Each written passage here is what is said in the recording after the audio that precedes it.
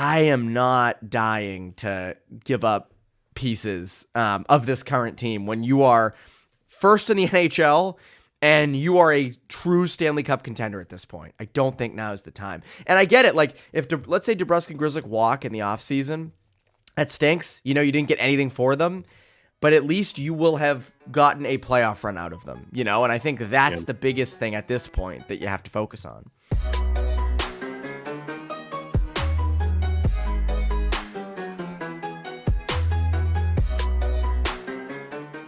And welcome into Poke the Bear, episode 199.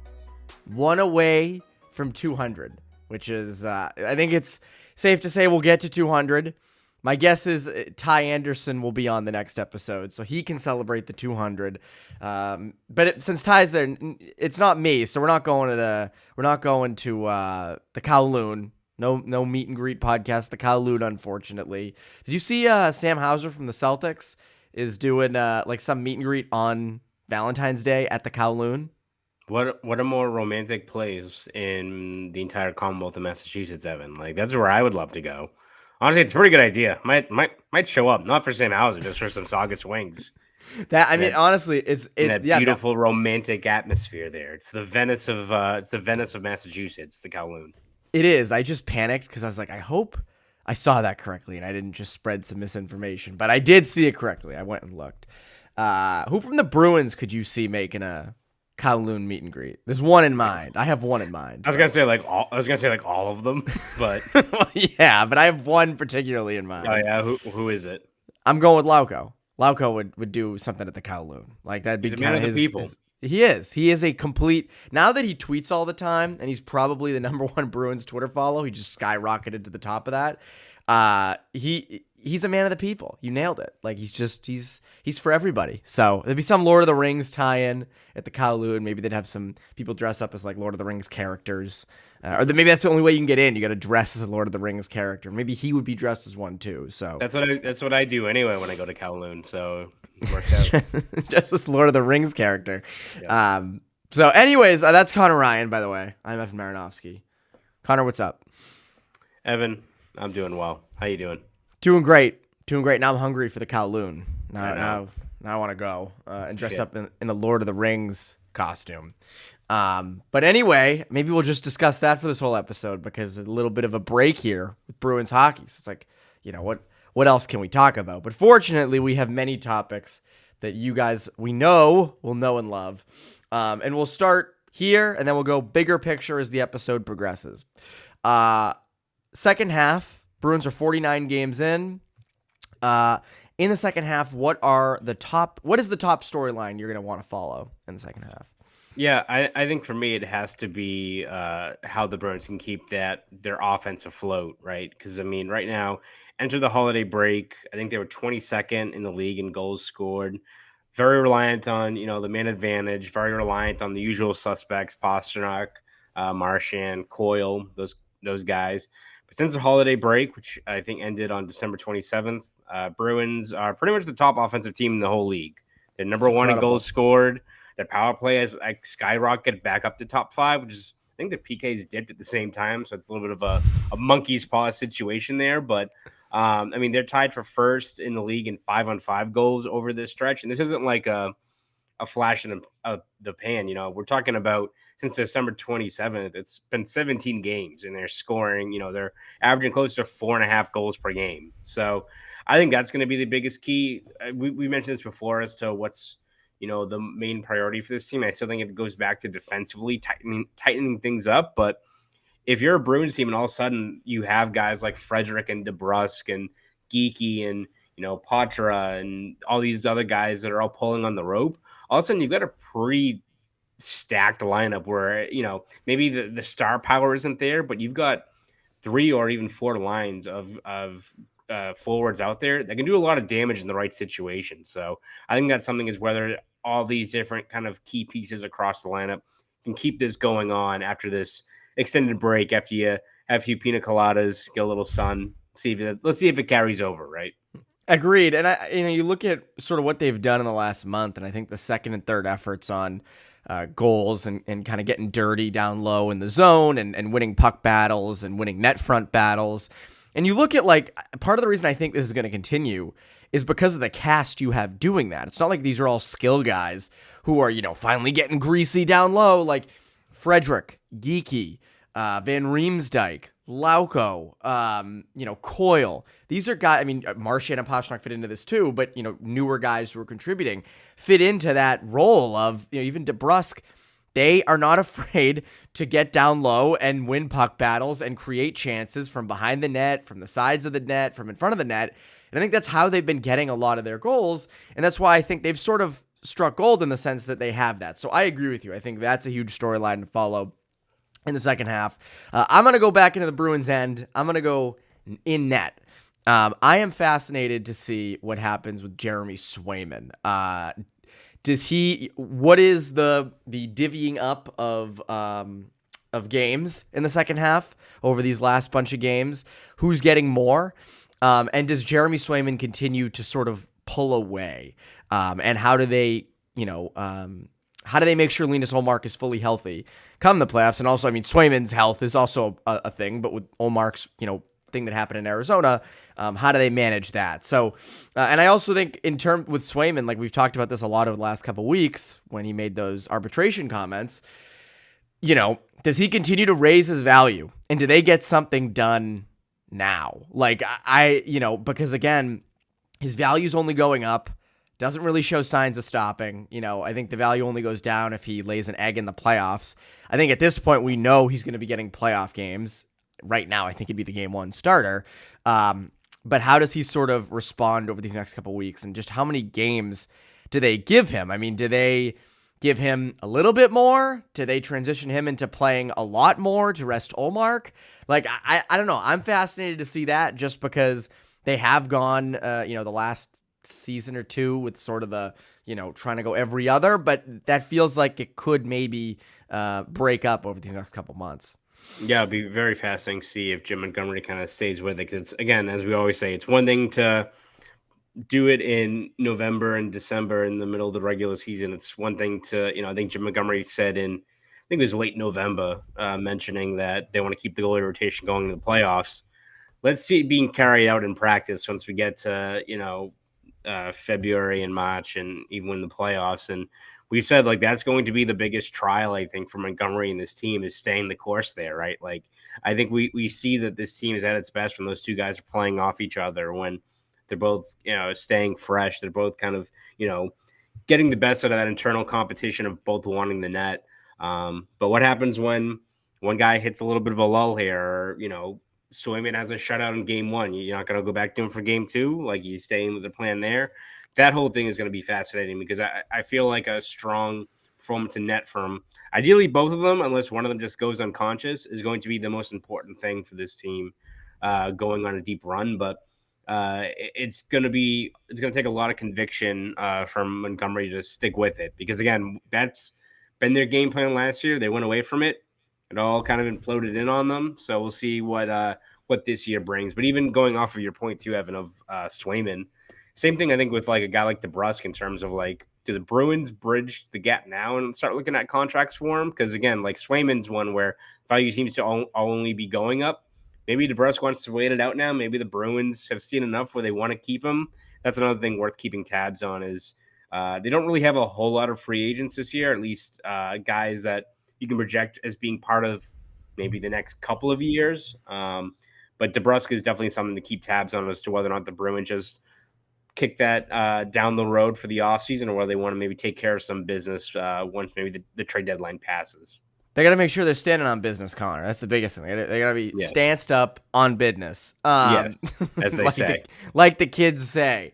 Van Riemsdyk's an interesting one in terms of free agents because he's going to be going to the negotiating table being like, going to need a little more than $1 million for 1 year. Going to need a teeny bit more than that. So I think he's going to be maybe it'll be another $2 million. That'll be like he'll learn from Detective Crashmore. Like he's got to have a quota. It's his quote, not a quota. It's his quote. $2 million. Yes. $2 million. Just no tattoos.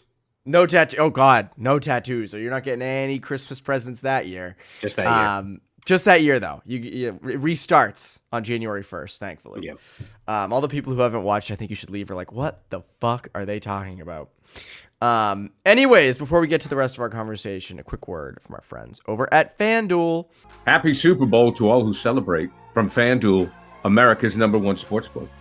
FanDuel has so many ways for you to end the season with a W. Not only can you bet on who will win Super Bowl 58, but FanDuel also has bets which players will score a touchdown, how many points will be scored, and so much more.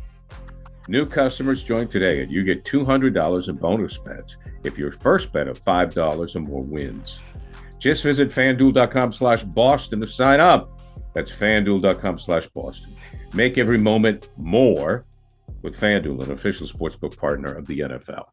So on Bruins Beat, we talked about Elias Lindholm, and we kind of shot down the notion of they probably shouldn't be going after the big fish in the pond at this deadline.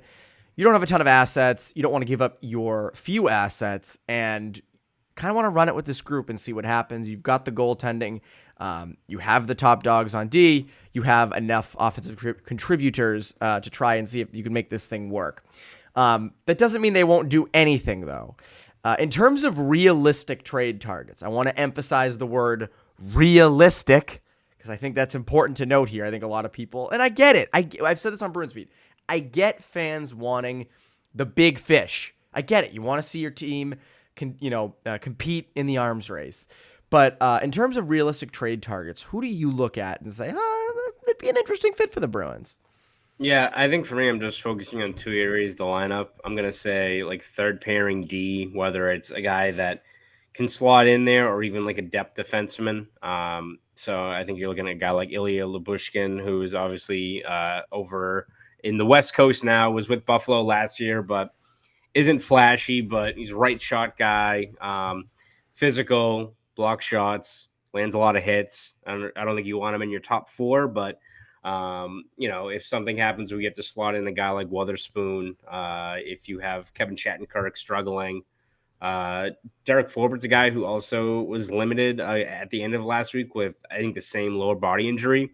That's a bit of a concern, right? Like, again, I think you've got really good insurance and a guy like Wotherspoon out there, but you might have to add another guy to either step into a spot there to cover for a guy like Grzelcyk or Shattenkirk, or maybe just more of a 7th D role. So, a guy like Lyubushkin could be a possible target for the Bruins. Nick Seeler's a guy for the Flyers. Again, they're in the playoff mix right now, so you wonder if they are actually going to move off some of those pieces. But the Bruins have killed the Flyers. They're out. They're gone. Yeah, Season's over after Saturday's game. Yeah. So, I mean, but he's a guy, again, not flashy, but third pairing guy. I think he's kind of more in the top 4 this year for the Flyers, which might elevate his value. But 6'2", simple game. I think those are the guys on defense you're looking at as opposed to like a Noah Hannafin, a Chris Tanev, some of those more flashy names out there. But those are two guys I think you keep tabs on defensively. And then on the forward group, I'm looking more at like fourth line guys, like tone setting type of players. So like, Ty and I mentioned Liam O'Brien, who in Arizona, a goon, like that's kind of what he does. But a goon. Yes. But if you're looking for a guy that can set the tone, can, maybe doesn't play every game in a playoff series, but can jump in the lineup and make things happen. He could be a guy worth looking at. He sure sounds like a fucking Bruin. He sounds like he's from Hingham. I think he's from Nova Scotia, I believe, but big red beard. Hingham.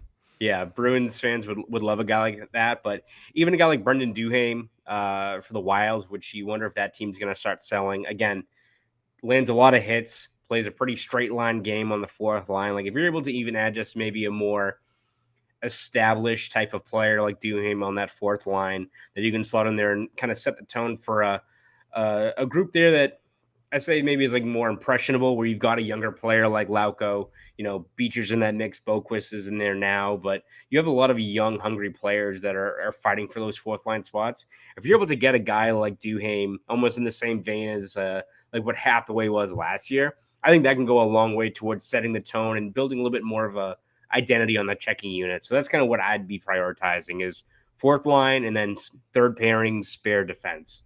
Not really flashy. But no, I agree. So we are thinking the exact same wavelength on this. Of these are the kinds of guys you want to acquire. You're not getting the highly skilled top 6 winger. You're not getting a top 4 defenseman who you sign long term. I have another name from Minnesota that I'm sure people would be very interested in having come here, and that's Pat Maroon. Pat Maroon's an interesting one because he's won a lot of cups, big guy. My guess is he wants to go to a cup contender. I know Fleury is like the big one with Minnesota, if they move him or not, because they're out of, as Spoke Z would know, the Minnesota Wild are out of the picture.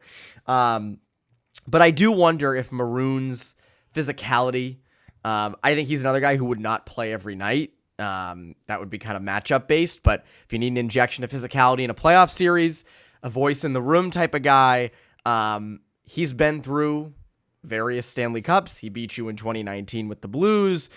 That's an interesting one. And I can't imagine it's going to take a ton to get him.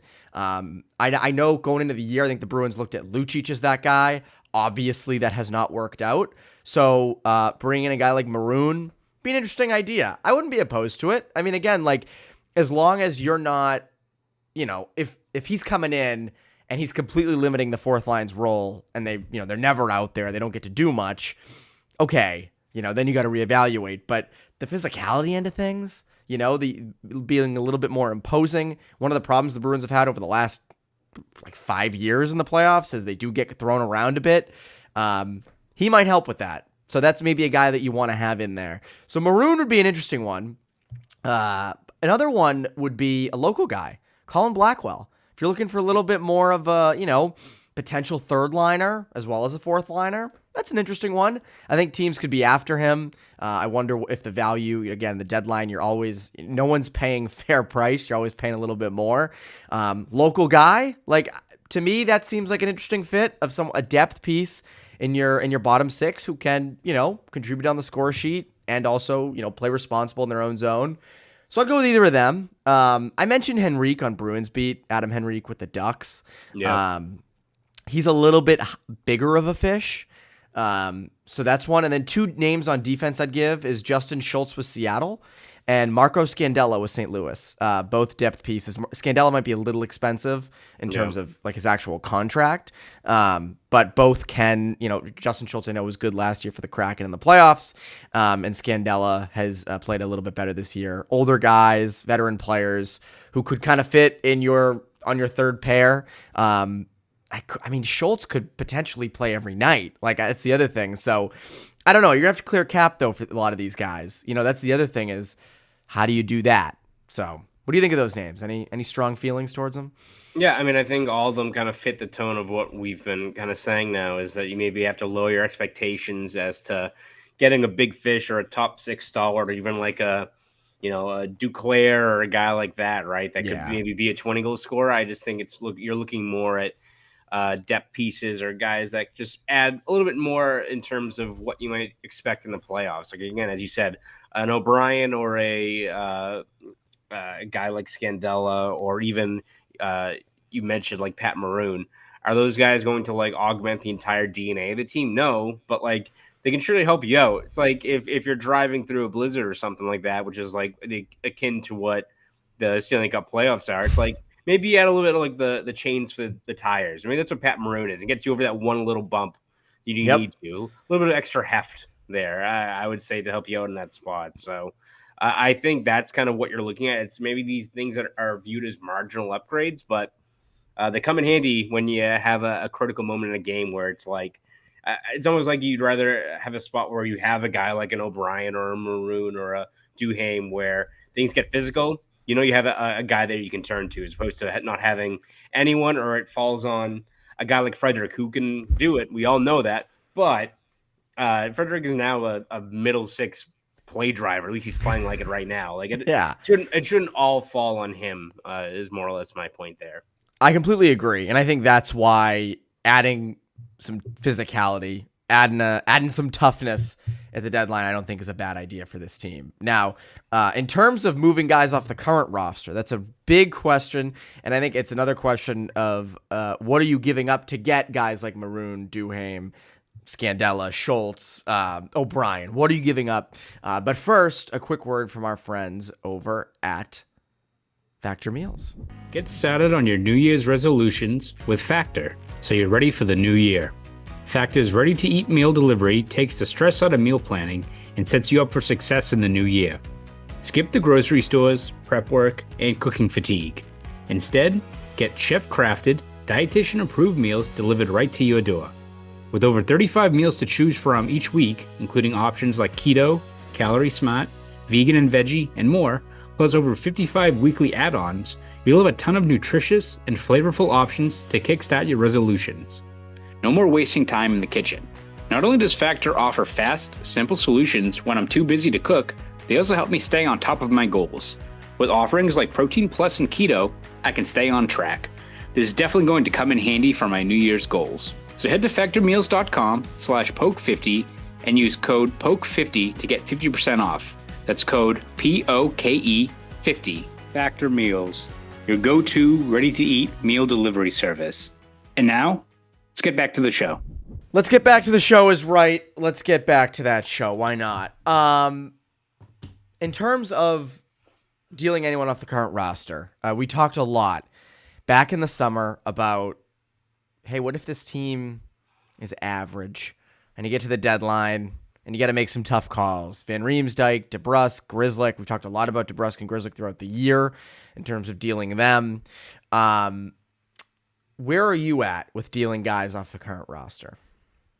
I mean, I think I'm at the point now where I don't think you move any player unless it's to clear up the necessary cap space to bring someone else in. I'm not either moving a guy like for future assets, because I think guys people mention maybe their value has been hampered. That I wouldn't move like Grzelcyk for a 4th round pick when, even though I think he's had some injuries this year and he struggled below what I think people were expecting. I'm not moving him for a 4th round pick when you can still have him be a useful piece for the playoffs, especially when we know injuries are going to happen. Like, I think the Bruins are well aware of. It feels like a long time ago, but I think Don Sweeney and the Bruins are still remember that Ottawa series when it was like, was it Joe Morrow, like Tommy Cross, and all those guys. Like, I don't think they're going to willingly subtract from an area like that on defense. But yeah, I'm at the point where, again, unless you're like really just trying to clear cap space out with moving a deal like that, a contract like Grzelcyk's, I'm not seeing them move like obviously Ullmark or DeBrusk or anything like that. I'm not seeing any blockbuster headline stealing trades by the Bruins at all. But I really can't see them moving too many assets off this team other than being a more of a transactional, making the money balance out. But curious to see what your thoughts are. Yeah, I think they've passed it. I think you've passed. You're too good to deal off a top 6 forward in Jake DeBrusk or a top 4 left shot defenseman in Matt Grzelcyk. And I know people will disagree with us on this. They'll say, oh, put Lowry in there. Who are you trusting in the playoffs? Like, again, Lowry has a lot of upside. We both think he's going to be really good, and he showed it at times up in Boston this year. But are you ready to go on a deep cup run with a rookie? I mean, that's a real question you got to ask yourself. And I get it, right? We've said all along, and I've been consistent in this. You need to get future assets. You need to find ways into the first round. You need to keep your draft picks in future years, especially the high ones. Obviously, if you have to give up a 4th or a 5th for someone like, a depth defenseman, you got to do what you got to do. But the high ones you want to keep or go out and get. But to me, like, you need. Keeping DeBrusk and Grzelcyk are kind of like adding guys at the deadline in the sense that for a long time we figured, Grzelcyk will get dealt off potentially, or, you might need to trade DeBrusk off. You keep those guys for the stretch run. You keep them. And I think also that their play could improve because they know they're not getting dealt. I think that's hung over both of their heads this year, especially someone like Grzelcyk who is from here. So I'm not trading anyone off. The only I saw like Fluto wrote this the other day about Johnny Beecher potentially being a trade chip. Okay, fine. I mean, I'm not thrilled about it. If it upgrades your team, you have to do what you got to do. Because again, he's in Providence right now, and Boquist has found his way up here, and you have depth forwards. But in terms of guys on the roster, like, I don't know. As you said, unless it's to make the money work, and you are better because of it, both short term and long term. But I am not dying to give up pieces of this current team when you are first in the NHL and you are a true Stanley Cup contender at this point. I don't think now is the time. And I get it. Like, if let's say DeBrusk and Grzelcyk walk in the offseason, that stinks. You didn't get anything for them, but at least you will have gotten a playoff run out of them, and I think that's the biggest thing at this point that you have to focus on. Yeah, and I think even, the last point there, too, is, we haven't mentioned, guys like Lohrei or Lysell or Merkulov or what have you, but, again, comes back to I can't see this team being in the pursuit of some top trade targets out there where maybe you would part ways with a Lohrei if the right guy was available, because you just don't have the money that works. I can't even examine those scenarios where they're going to subtract from they're already pretty barren farm system. But again, if the right piece came along, your hands are more or less tied with just the way the cap works out, where, all right, maybe you can trade, Lohrei and Merkulov and Grzelcyk and make some of the money work, but you still, if you're trying to add an impact piece, which you'd imagine would be the asking price for if you're including some of your younger prospects like that, still got to move another contract or two to make that whole thing work. So I just don't really see it being a viable option in terms of them moving guys off the roster for the sake of getting an asset or what have you, and even down on the down in Providence or in college, down on the farm, wherever it may be. I can't see the Bruins either taking that route either. I can't, and I don't think it's the right thing to do. And you keep your roster as is, and it's starting to gel. I think that's the biggest thing. Is over the last month we talked about it with the offense. They're just starting to come together, and they're still in first place.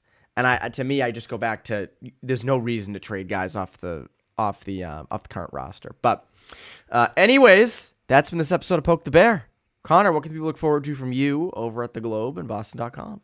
Yeah, we're going to have you covered every step of the way this season with game recaps, features, columns, breakdowns. We have something in the paper running on Wednesday, looking at the top surprises this year. I think there's quite a few names on that list. A lot of guys have stepped up, obviously, but we broke that down over on the print side on Wednesday, but we'll have plenty of more stuff throughout the season. You can find all of it over at the Globe and at Boston.com. And if you want to follow me on Twitter, you can at ConorRyan_93. Go do all that. That's Conor Ryan. I'm Evan Marinofsky. You Poke the Bear listeners. Have a great rest of your week.